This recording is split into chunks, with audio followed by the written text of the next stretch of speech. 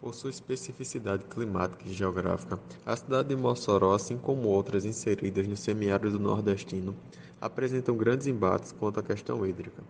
Desse modo, durante o século XX foram realizadas intervenções com o intuito de sanar a problemática, que tanto se utilizaram como produziram cartografias, onde retratam a urbe em diferentes momentos, assim como seus corpos d'água, com maior ou menor ênfase.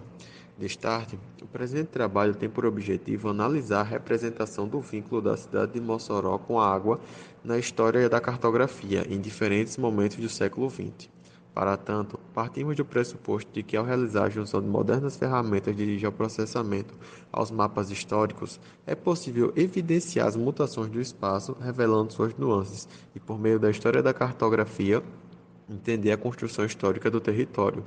Autores como Harley, 1991, e Santos, 2006, foram de fundamental importância na interpretação do material cartográfico e na espacialidade da cidade de Mossoró, onde em diferentes momentos é possível ver a luta contra o excesso ou falta de água se materializando em obras no território citadino. Created using Powtoon.